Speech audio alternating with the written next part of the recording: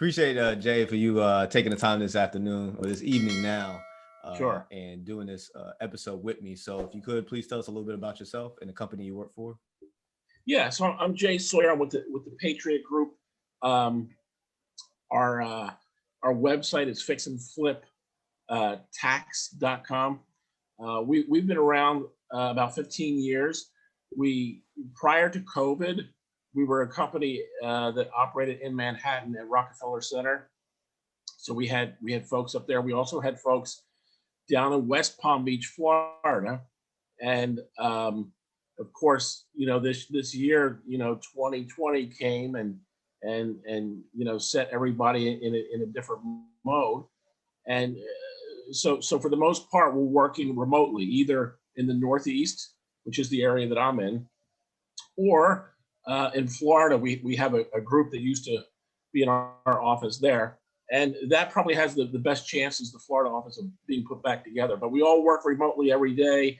We work on text, email, phone calls, Zoom calls, and we really have gone on as a unit to operate like that.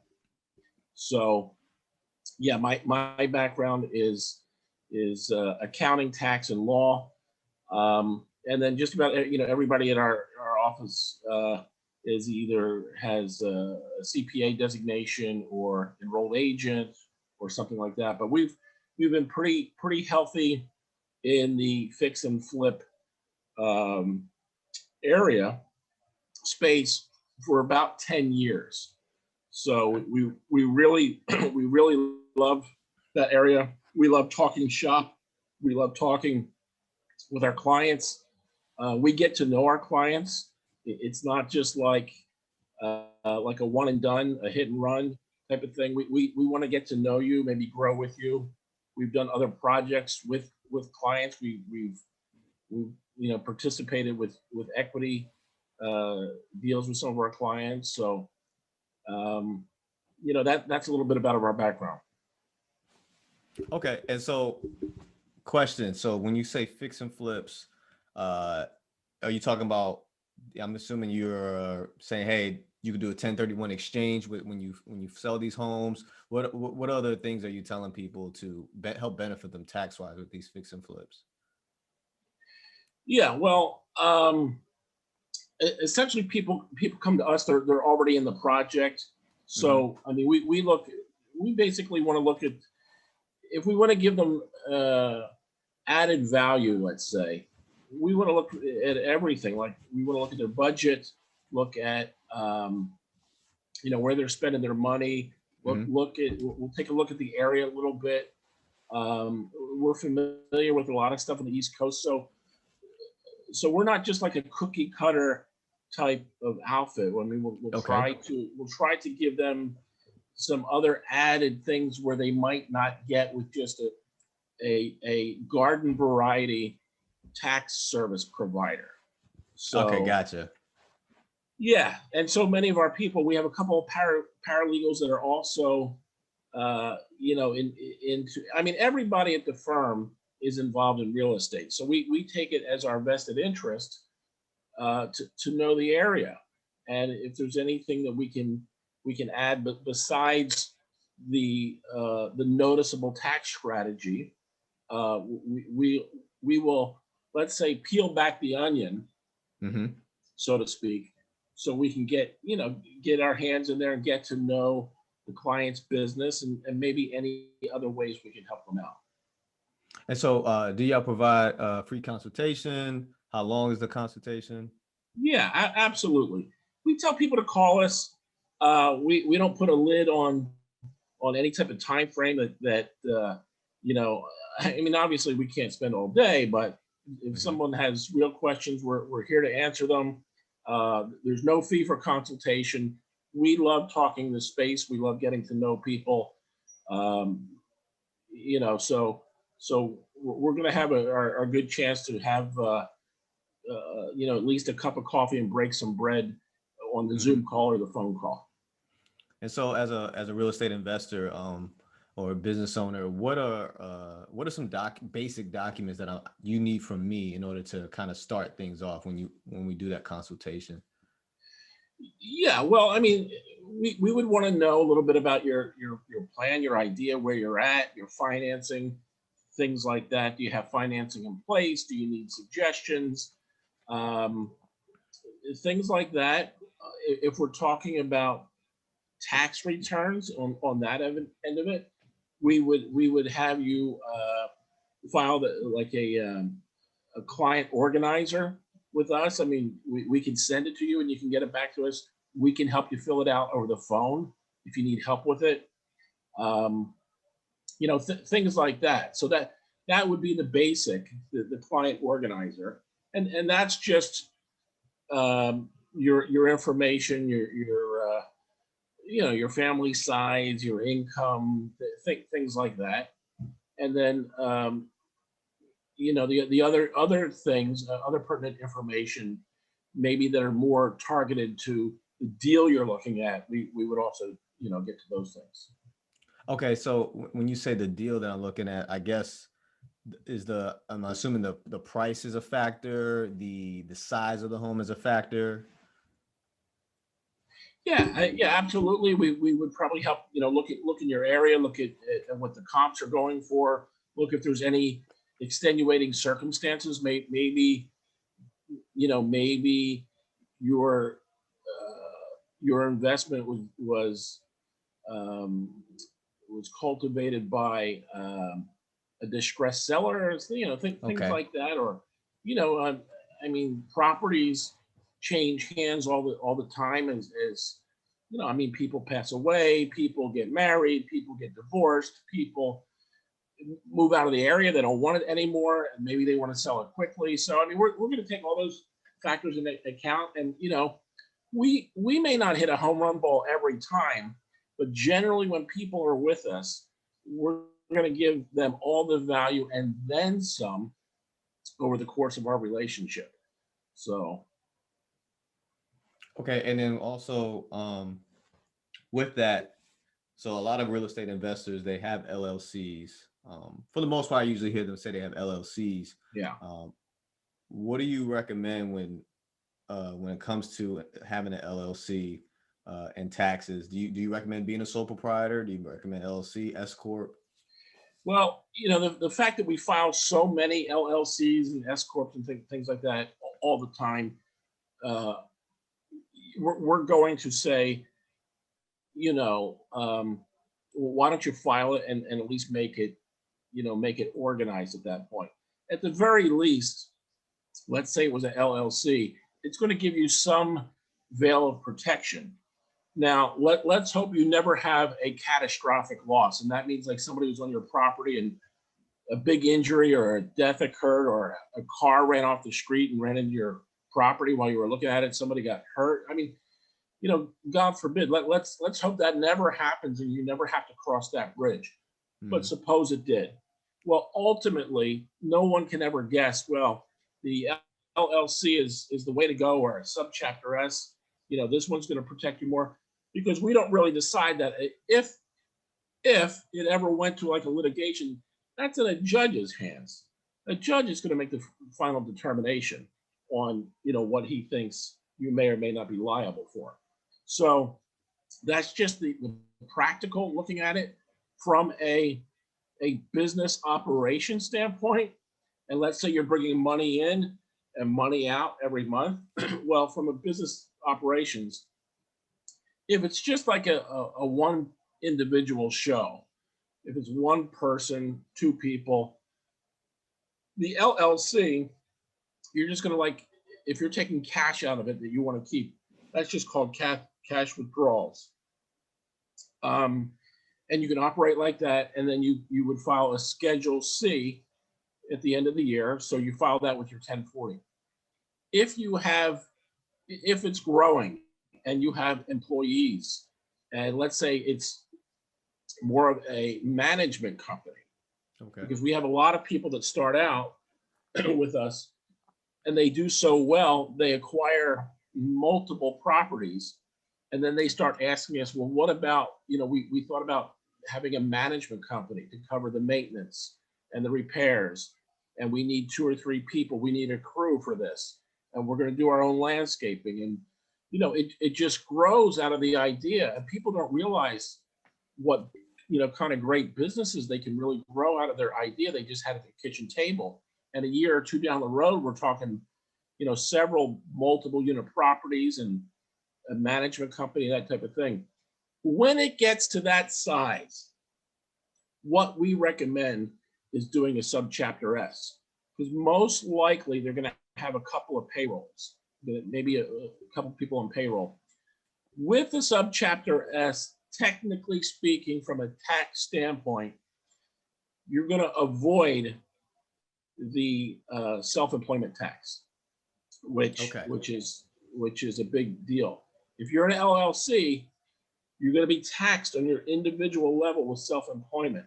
If you move over to a sub S, it takes the self-employment tax out. And as of right now, as a corporation, you would be taxed at about 21%.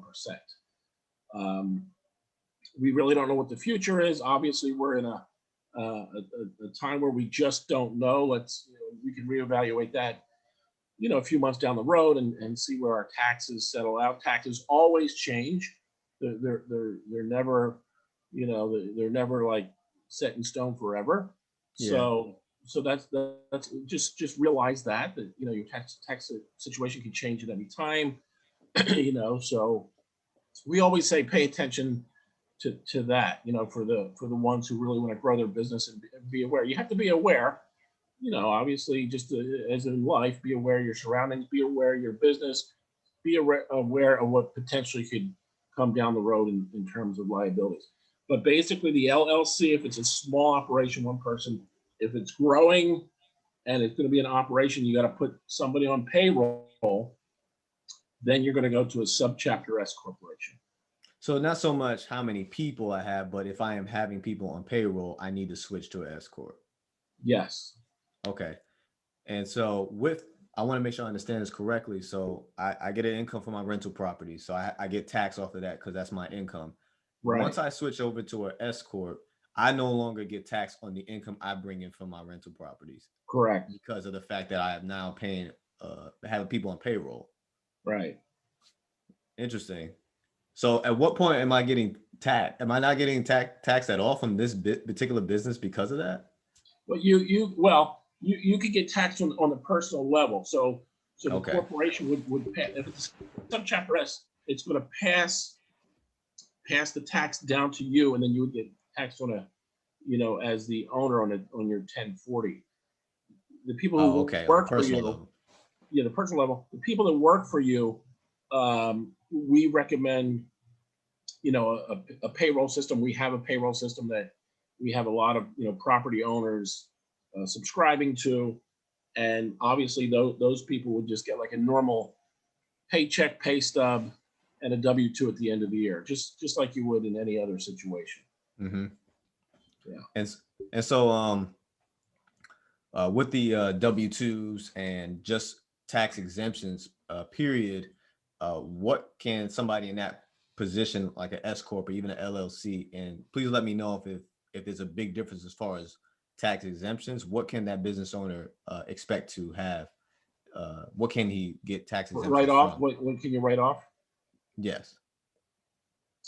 Well, I mean, businesses are set up for specific reasons to have your write-off. So obviously, you have office, you have vehicles, you have supplies and maintenance. People in that business generally are at either Home Depot or Lowe's quite a bit. They probably have an account there, probably getting discounts, and somebody says, "Hey, use this special account, and you'll get a major discount." That's pretty common. So those discounts, are shared from group to group. Things like that. But office expense generally is a sizable expense. Vehicles, if you have vehicles for the business, and if you're buying materials, I mean, you might have a truck, you might have an SUV, something like that. So those are all common expenses. You can find a lot of the expenses if you go to, if you look up on Google IRS Schedule C, and if you look off of that, you can just Google it up, pull up the PDF form and Google up IRS Schedule C, and that would be the form which are generally accepted business expenses. That's awesome. Did not know that at all. Yeah, so you can, let your audience know that, and it's a good source to go to. Wow. And so what are some, I guess you could say, what are some common misconceptions that people have when it comes to taxes that you usually run into? Well, I would say, people starting out, they could still be in their first year, second year, maybe third year, and they could still be operating as a sole proprietorship. And, one, it doesn't give you, the protection of that you really should have. And it just puts you in a position, when you're asking the IRS to take off money from your bottom line. In other words, you brought in 100, you don't want to pay the tax on the 100, and the reason why is because you have business expenses, you have things that you would like to write off. So, sure, you can operate that, you can put it in QuickBooks in your own name, your own social security number, but really for the small amount to get that formally organized, it's kind of like, do you really want to get in the game? Do you really, or do you want to just, go take a couple layups or something like that? Yeah. It depends on how hungry you are. Getting organized formally certainly, helps you in a overall situation, with tax matters and things like that, things that you can write off. So, and you're just putting yourself out there as a more serious player. And, if the IRS ever had any questions as to something you wrote off, they would probably recognize that, because from time to time they might have questions on something. So it's always a good idea to it's just kind of like doing your own house cleaning. Do you want to, just operate, sort of on a, wing and a prayer, or do you want to organize it a little more formally? So we always recommend that, and we do have a lot of people that come to us with, a shoebox of expenses and, bank bank statements and Yeah. things. Well, where do we go from here? So we always recommend, we have a robust QuickBooks program where we have, one of the CPAs will do the QuickBooks. Like somebody will say, well, I never heard of QuickBooks, or not that they never heard of it, but I don't know how to do QuickBooks. We can either kind of show them how to do it, or we have a lot of people says, nah, I looked at it, you just do it. So we have a program where we do it every month and put all the expenses in the right categories. These are generally people that have been operating for a while, and they have a number of expenses every month. They want to get financial statements. If they ever go to the bank for a loan, it's nice to have all that packaged in a nice monthly and year-to-date package, because the bank's going to ask for that anyway. Mm-hmm. So we do that. We have a CPA level person that'll check that every month, make sure everything's in the right category. So we have people coming to us, in all different stages, from infancy state, they're just starting, they're complete rookies, to people like a few years in and just looking, to see if we can, save them some money in the long run or help them out some way. Because really, at the end of the day, one of the most important things is to be able to legally and lawfully keep as much money in your pocket for you and your family. That's what everybody wants. They don't want to be paying money that is not necessary, that they don't have to, or they didn't know about a special provision within the law, that helped them earn this. And that's what I'm horrible at. I'm horrible at bookkeeping. Yeah. So a service like yours would definitely help me, because there's a lot. I'm in my loft area and I have like all my expenses taped up to the wall on a calendar or in an inbox. And every month I'm like going through the papers, making sure everything gets paid off. And so I like QuickBooks. And so I definitely would like to actually look more into your company, because y'all have a wide range. And Yeah. one thing that I promised to myself, I said 2020, I'm going to learn more about taxes. And I can't really. Do you recommend a book or something that anybody in the audience could listen to or read that could kind of give them a good beginner's guide? Well, right off the bat, we have the Fixing Flip Tax, our website, but our main corporate website, they can go to the Patriot Group, HQ for headquarters.com. We have a blog on there that has, you can sign up. If you sign up there on the website, you can get the email newsletter every month. There's a blog that changes every day or two with tax tips, tax filing deadline notices, helpful hints, articles, things like that. So just right off the bat, we have some educational resources, right there. I do have a question. I don't know if this is common. So usually, we have a new president coming in, and usually there's different tax laws that kind of come with that. Yeah. How long does it usually take for that change to be implemented across the country? Yeah. So some presidents have come in, and like in January, February, they started, right away. The prior taxes. So when Trump came in, he lowered the corporate tax rate, which a lot of people really liked. We don't know what's going to happen this time. They have I would say the word signaled, not secured. They haven't put it in stone, but they've signaled that the tax rates will go up under a Biden administration.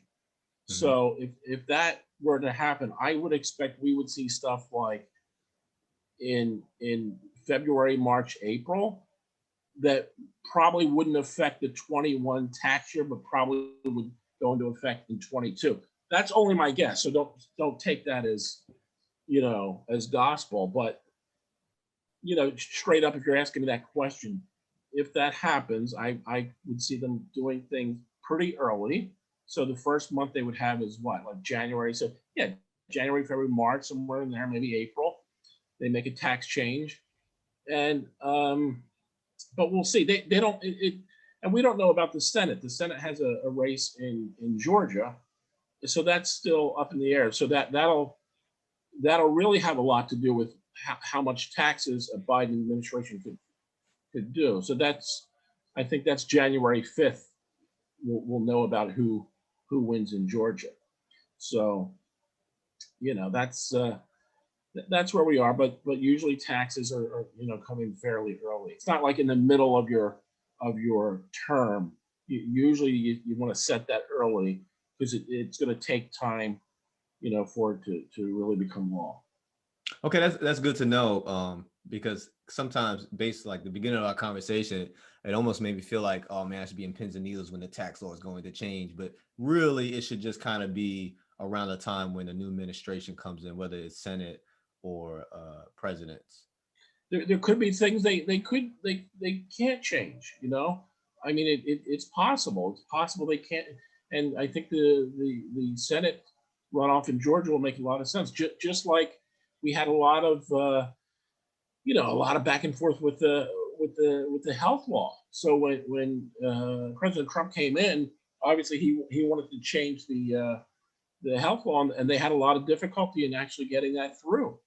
Like any changes, that was and that was because it was set up in law.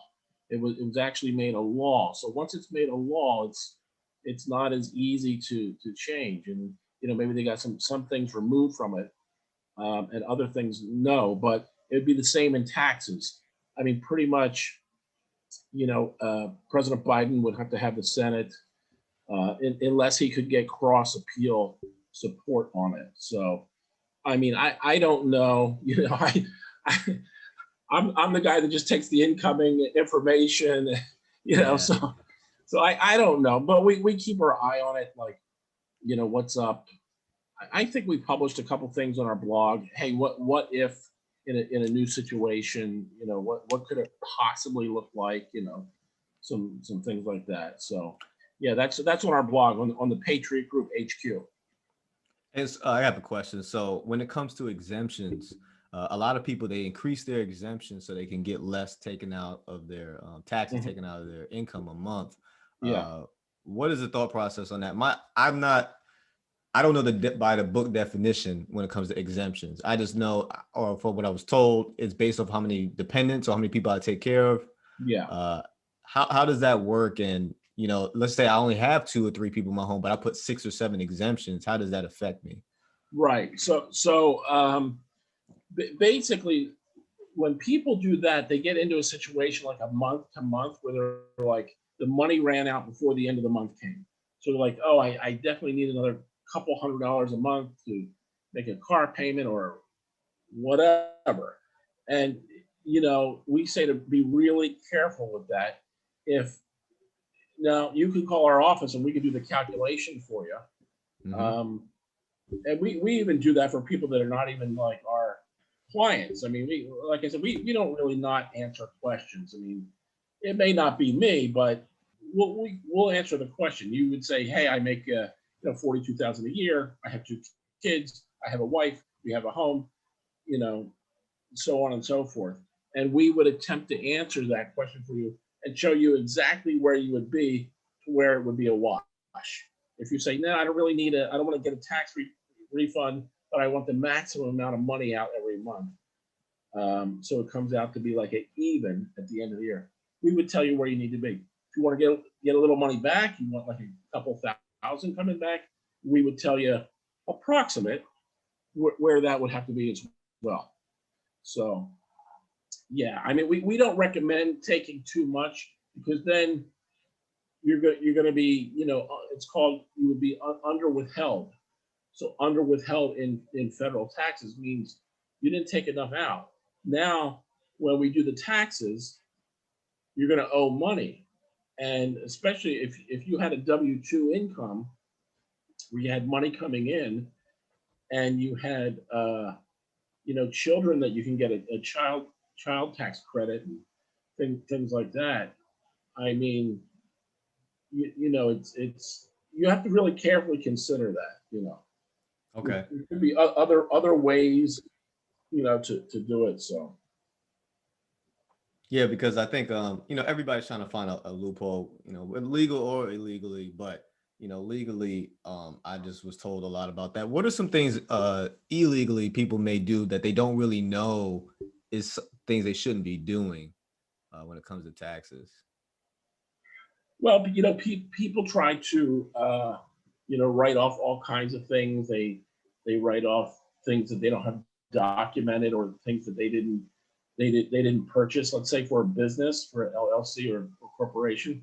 Now we don't require people to have receipts on everything. So they might say, Hmm. well, you know what, I bought this tool with $400 and I don't have the receipt. So we don't require them to have receipts, but we do require them to, give us a statement. They're going to say, hey, listen, this is accurate, or, and there's certain things we have to ask in the due process of doing the tax return.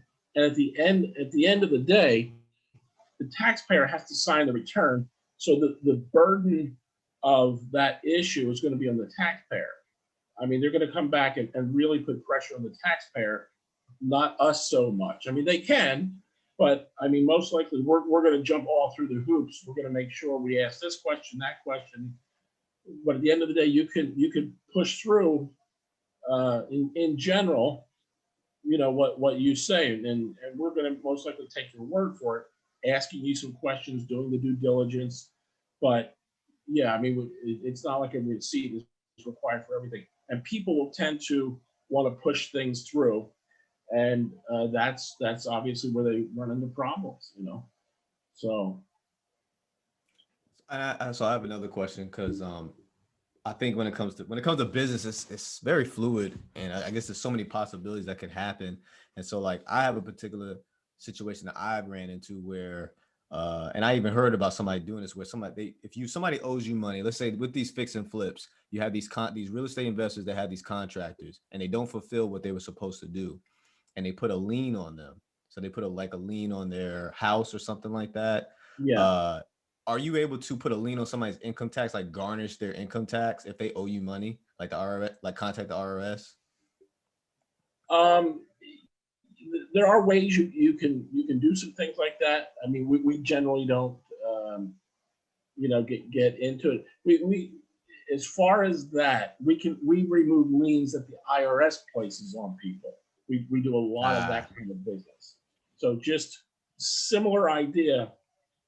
The origin of the lien is from somebody else, not like a mechanic's lien, not like two people doing business and they want to, to do that. If the IRS puts a lien because you owe money, we help out a lot of clients and either get the lien removed, get the amount that they owe, get that knocked down through a federal offer and compromise and an abatement, or some other, or get them on a installment agreement with the IRS, basically to remove any threat of the check or any money due or garnishment of a bank account.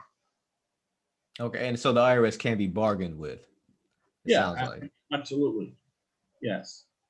Yeah, there's a few methods that we use. One is called the federal offer and compromise. Let's say you owe 50,000. We say, would you take five? They would say, no, but we'll take 9 or 8. Oh, okay.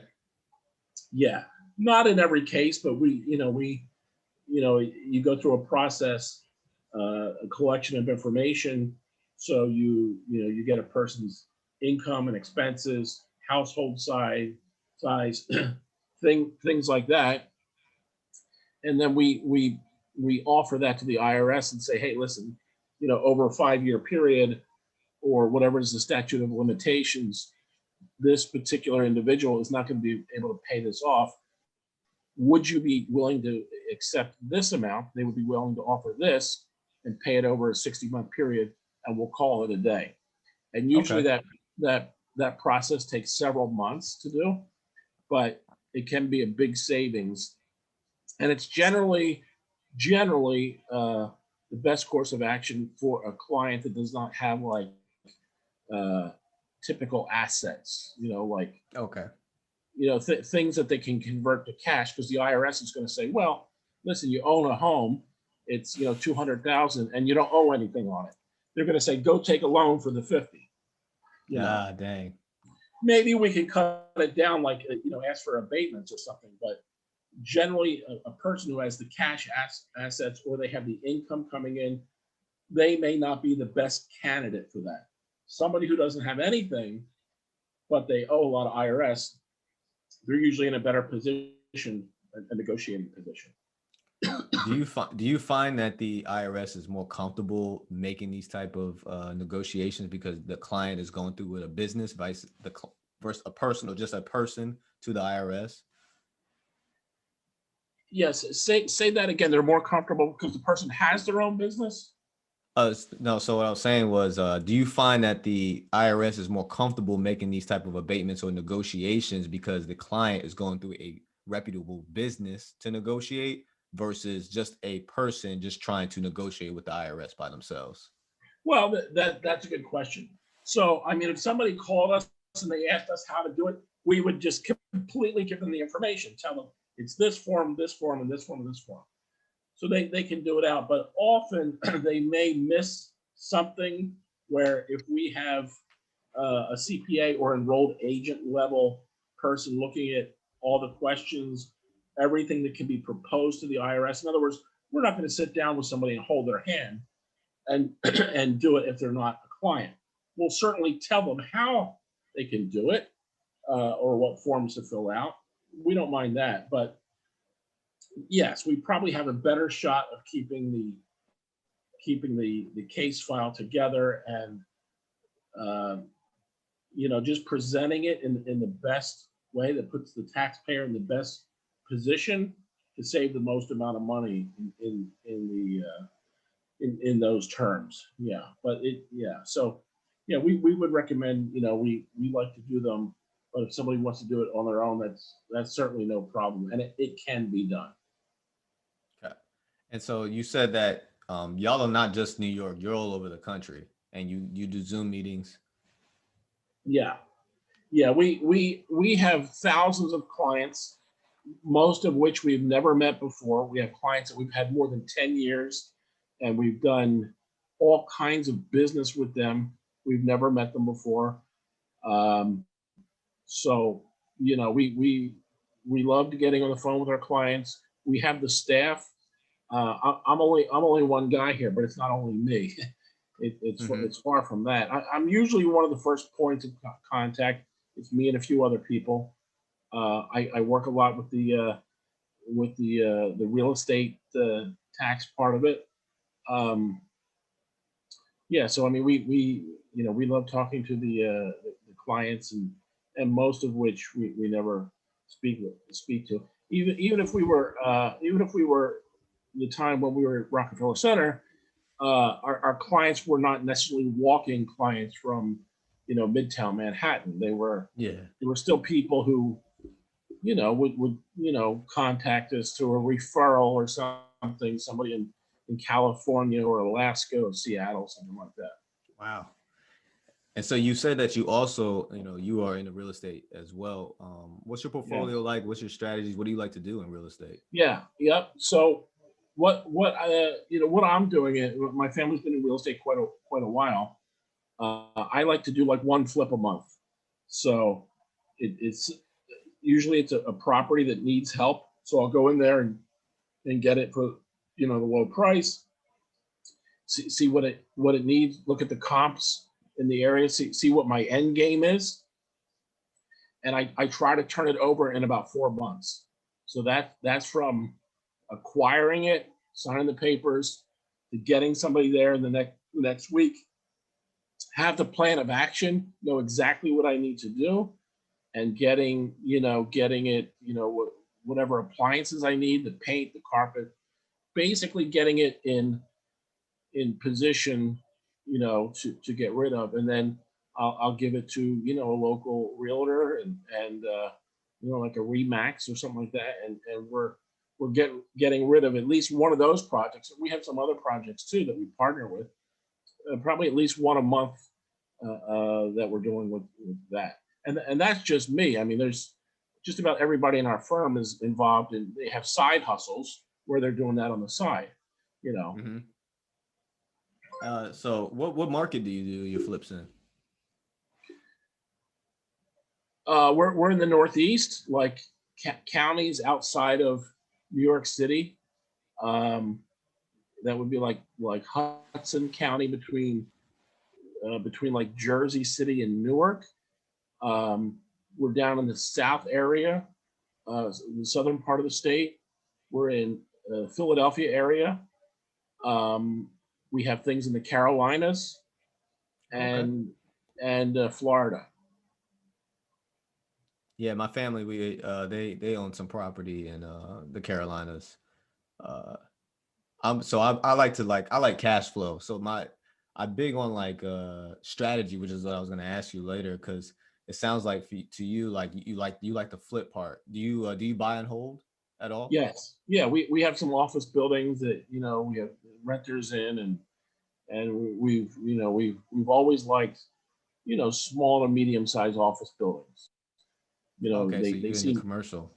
yeah they seem fairly easy to find the renters, and you look at their cash flow, their where they derive their business from, and as long as it's a healthy business, we have not really had much of a problem with renters or having to switch up people. Not really.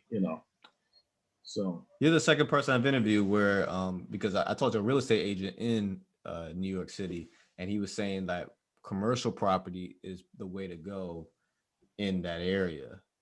yeah, And it's it could be a nail salon or something that would obviously present itself as a consistent business, and that seems to work out for them a whole lot better. yeah, yeah, yeah. Well, commercial properties in New York City and commercial properties in average America, whether it's Pennsylvania or Virginia or the Carolina, it's a little different. I mean, New York City is really high priced real estate, and we have some clients there. We have tax clients that have business like the nail salon or a pizza shop. or a some sort of lounge or something like that, or cold cuts. They sell like a delicatessen, something like that. So we've helped all those type of people. We do their books every month. We were talking about the QuickBooks. We do that. We do payroll. Things like that. And those properties, if you could acquire a property in New York City, I mean that's you're kind of starting at the top, really. You probably know that from the Bronx. Yeah. Because Yeah. I shocked one of the guys that I interviewed when I told him he had asked me how much I bought my triplex for, and I told him 139,000 down Yeah. in Virginia, and he was like, "What the heck?" He was like, a triplex in New York is like probably 800 grand or something, probably $1 million. Yeah, you're not in Jerome Avenue anymore, so I'm sure you know Jerome Avenue. Yeah, and that's the thing. Like, I guess because people will say like, hey, New York is too expensive, or LA, because I used to live in LA as well, and Okay. those homes out there are pretty expensive. And Yeah, I think I it's was based. I I was think out there. it's. Go ahead. I was out there for school. I went to school in LA too. Yeah, and so everybody knows that like the real estate out there is like dumb expensive. But I think I think it pays. I think what I would do is I would invest in New York or LA and get the dividends from that, but then live someplace cheaper. Yeah, that's a good strategy. Yeah, that's a good strategy. I like that. Because Yeah, I know a lot of people do that. I was in LA. I was actually in Pasadena, and I mean, there was a road not too far with me. They called it, Millionaires Row. And I'm like, this is crazy. So then, so I was in LA. So actually, I'll give you a short little story here. So I went to school in LA years ago. So my son's growing up. He's playing basketball. He wins a championship in high school basketball championship. So he's going to go to the local college, and he goes for a couple of years, and he does okay. Then one day he comes to me. He says, "Dad, guess what? I decided something." I said, "What'd you decide, son?" He goes, "I'm going to move to Southern California." I said, "Southern California?" I said, "Where you're going is good. Why are you going to California?" He says to me, "Dad, you went to school in California. Why can't I go to school in California?" So he ends up transferring to a school by the name of Loyola Marymount. And, they have a pretty good basketball program and everything. So he finishes there, gets a degree in finance, and he's financing, commercial properties. He lives in Beverly Hills now. So, yeah, so it's quite the standard. Quite a difference from the East Coast to, the Beverly Hills, the land of the $3,000 studio apartment. So. I was just about to say, yeah, like studio apartment, yeah, about $3,000. Yeah. You can see the whole apartment from the doorway. Yeah, for 550 square feet. Yeah, exactly. And so, I like to always end this off with what do you consider your rich state of mind? Because you and your why. Because for you have a lot going on and you're doing a lot. And this isn't just somebody that just goes out and just says, "I want to wing it." Like, you're very methodical. Your thought process is very on point. And so, why do you do what you do? Well, I mean, I was raised. My family was in real estate to an extent, so I really saw it as a good pathway to reach your dream, reach your American dream, or whatever you were looking for. It's obviously I was involved in other businesses like accounting functions and things like that, but I always saw real estate as a really good, tried and true, method to reach your goals. So, with that, I always keep my eyes open. When you first start, you start with a partner. I mean, we still use partners today, but especially in the beginning, you look at, it's like a Rubik's cube, one of those old things, and you look at all sides of it. But once you have the formula, you got to step forward and just, you got to dive into the deep end and just trust that the lessons you got, you know how to swim, essentially. So, it just comes a matter of taking the fear out of it and sticking to your game plan. That doesn't mean things won't come up and you have to tweak your plan. That's like life. That's like anything. We always have to tweak it or turn left or turn right a little bit or right the ship, whatever.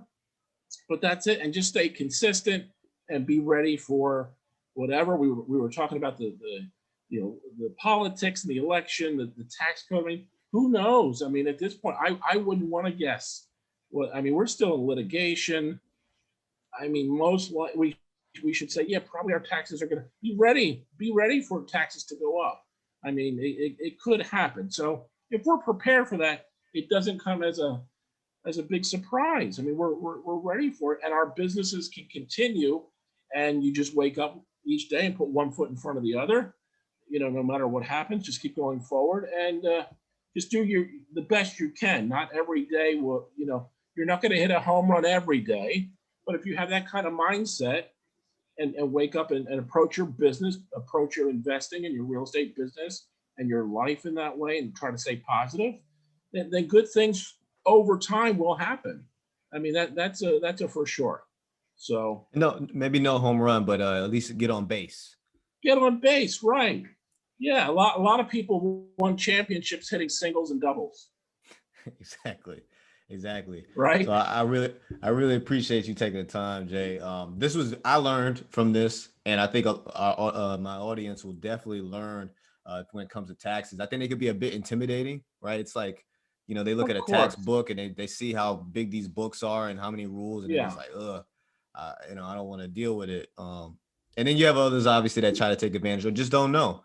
So I think this definitely helps a lot. And I think, you know what, offline, I think I'm gonna be talking to you actually. So Yeah, sure. Yeah, absolutely. Hey, thanks for having me on. We have people here that will see this tomorrow or whatever. We appreciate it. We love to answer questions. So if anybody, we get our number out there. I can be reached at 646-327-7904. That's a direct line.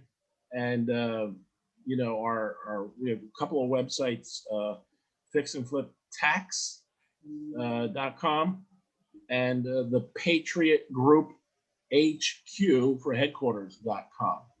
So yeah, it's all good. And thanks for having us on. And I look forward to catching up with you shortly. For sure.